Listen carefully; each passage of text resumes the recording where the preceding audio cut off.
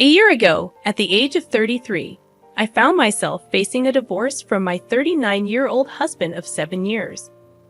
We had met during an internship where he was training as a surgeon, and our relationship had flourished. Despite both achieving our career goals, our marital bliss took a nosedive, particularly when my mother-in-law, Karen, moved in with us. Karen never concealed her disdain for me, convinced that I was with her son solely for financial gain. Although my husband willingly supported me as a stay-at-home wife, I brushed off Karen's attitude as typical mother-in-law behavior. However, my complacency waned when I noticed her growing close to a female friend of mine, Caitlin. Karen consistently brought up Caitlin in conversations, even comparing us in front of my husband. Initially, I believed Karen was attempting to steer my friend towards my husband, thinking Caitlin was a more suitable match. I couldn't have been more mistaken. It turned out that my husband was the one pursuing Caitlin, having cheated on me with her for over 2 years. When he finally requested a divorce, he openly admitted his infidelity and his desire for Caitlin to replace me in his life. The pain and anger I felt were magnified when he offered me alimony, which I promptly declined, wanting no part of his money. To add insult to injury, both my ex-husband and mother-in-law mocked me, claiming they were doing me a favor by offering a financial head start. They doubted my ability to survive without their support, confidently asserting that I would come crawling back within 6 months. Little did they know that as soon as the divorce proceedings were finalized, I had a different plan in mind. After securing a cozy apartment with my savings, I delved into the job market, eager to move forward. Soon enough, I landed an interview for a high-ranking position at a prestigious private clinic. It was there that I crossed paths with Garrett, my now fiancé, who happened to be my boss. What began as a typical office romance turned into a whirlwind. Within 4 months of dating, Garrett proposed, offering me the choice to continue working alongside him or opt for a comfortable life as a stay-at-home partner. As I navigated this new chapter, my ex-husband remained largely absent from my thoughts. Pride prevented me from indulging in the post-breakup habit of stalking his social media. However, about a week ago, my ex reached out, expressing a desire to talk. Initially, I dismissed and blocked him upon discovering the message's origin. Yet persistence prevailed, and the following day he showed up at my workplace. After some reluctance, I agreed to a lunch meeting, expecting a one-on-one conversation. To my surprise, his mother joined us. During the lunch, my ex went on a remorseful tirade, expressing regret for their past actions and desperately seeking forgiveness. The climax was their pitiful request for me to take him back. Unimpressed, I labeled their plea as pathetic and reminded them of their earlier prediction that I would be the one crawling back to them within 6 months. Despite my firm rejection, they persisted in begging, painting a picture of life returning to its previous state. As my lunch break neared its end, I firmly declined and asked them to leave me alone. I asserted that I now had a fiancé, who I proudly claimed was 100 times better than my ex-husband. Leaving the scene, I taunted my ex by vaguely mentioning my fiancé as someone from work. Upon returning, I shared the bizarre encounter with Garrett, who promised to investigate the situation. The next 2 days unfolded with an air of anticipation. Upon obtaining the information, Garrett's investigative team uncovered a disturbing revelation about my ex-husband. It appeared that, driven by ego and negligence, he had left an item inside a patient during one of his surgeries. The patient, upon discovering this, promptly filed a lawsuit against the hospital, which responded by terminating my ex-husband. The ongoing lawsuit posed a significant threat to his medical license. Understanding the gravity of the situation, I realized why my ex-husband and mother-in-law were desperately seeking my forgiveness. However, I turned to seek the perspective of others, posing the question, am I the a-hole for refusing to take my ex-husband back despite their pleas? In the first update, I shared that 2 days after the lunch confrontation, Garrett handed me an envelope containing a report filled with inaccuracies and lies aimed at discrediting me. It was evident that my ex-mother-in-law and her son were behind this attempt to tarnish my reputation. The letter emphasized my relationship with a coworker and referenced company policies, revealing they had done some research. Ironically, they failed to realize that my co-worker boyfriend was the owner who had implemented those policies. I chose to ignore their efforts, anticipating that it might not be the end of their schemes. In the second update, I confirmed my suspicions as letters inundated our mailbox, filled with complaints about me. Fake accounts posted negative reviews on our clinic's review site, all part of their orchestrated attempt to sabotage my career. Despite the fake nature of these accounts, the relentless assault on my professional reputation was unnerving. The situation made me reflect on the potential consequences had I not been in a relationship with Garrett. As I grappled with these challenges, I couldn't help but wonder about the lengths they were willing to go to destroy my career. The updates unfolded with a mix of gratitude for support received and apprehension about the ongoing efforts to undermine my professional life. I chose to build my life without them, refusing to be their lapdog once again. Contemplating revenge, I set my sights on something equally significant: his marriage. Aware of my ex-friend's jealousy, I envisioned her dismay upon learning that he was attempting to return to me, the woman they had deemed useless. Seeking a taste of their own medicine, I wondered what you guys thought of my plan. In the third update, I executed my revenge, creating a new Instagram account. I easily found my ex-friend Caitlin, who, despite her husband's job loss and impending court case, portrayed a life of luxury on social media. Her posts flaunted shopping sprees, cozy dates, and notably her pregnancy. Discovering that she had married the man-child ex-husband just 2 months after our divorce stung, considering the wasted 7 years of my life. Nonetheless, armed with this information, I initiated a conversation with her, gradually forming a friendship. Over a month, I subtly planted seeds of doubt, playing the role of a caring friend while learning about her marital troubles.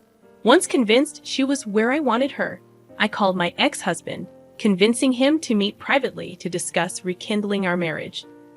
I informed my fiancé, ensuring everything was stable for the upcoming events. At the meeting, I found him nervously happy, relishing in the twisted satisfaction of knowing his joy would soon turn sour. Implementing stage 1 of the plan, I set the rule that he must refer to me in the third person. Confused but compliant, he played along. Transitioning to stage 2, I used leading questions to extract information about his marriage. As expected, he unleashed a torrent of slander, detailing his unhappiness, lack of love for his wife, and regrets about leaving me. He even expressed distaste for the unborn child, wishing for a miscarriage. He willingly threw his current wife under the bus, outlining explicit plans to return to me at the first opportunity. Though some details are not safe for work, the outcome aligned perfectly with my expectations. He willingly exposed his true colors, confirming that my revenge plan was succeeding. Once I successfully deceived him into pouring out his heart, I sweetly assured him that I needed time to process everything.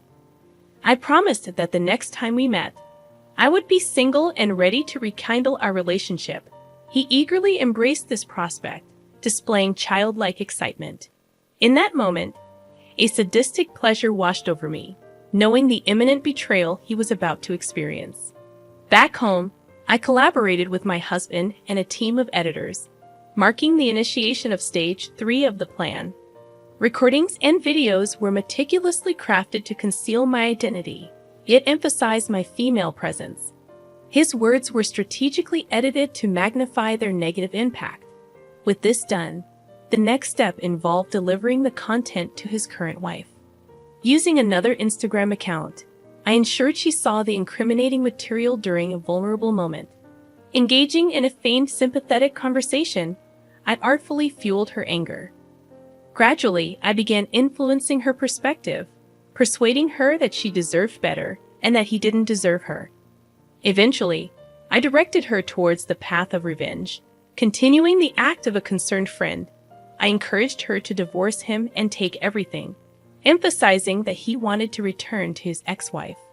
With the seeds of discontent planted, she fell into my manipulative web, convinced that leaving him penniless was the appropriate course of action.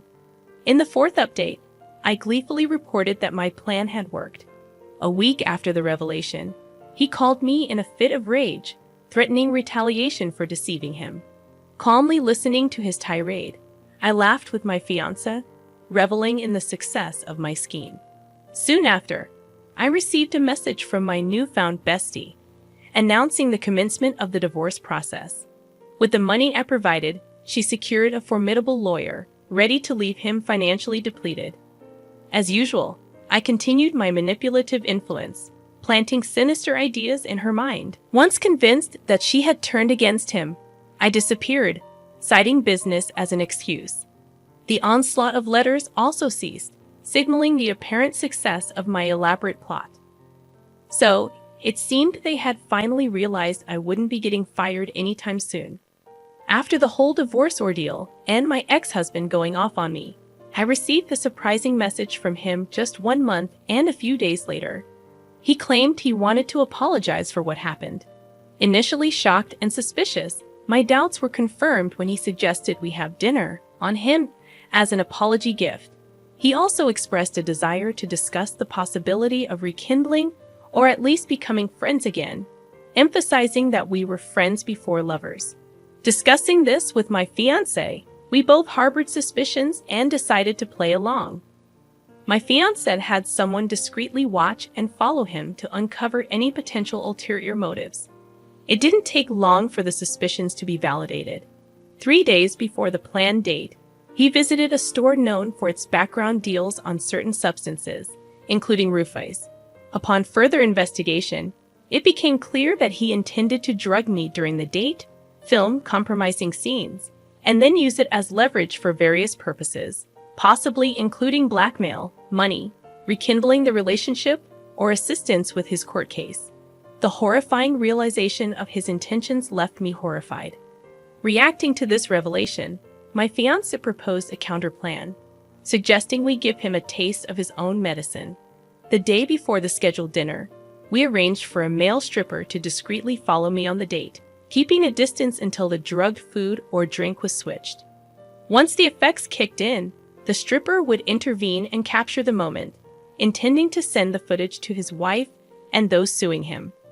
Executing the plan flawlessly, I met up with him on the arranged day, enduring another round of his apologies and remorseful speeches.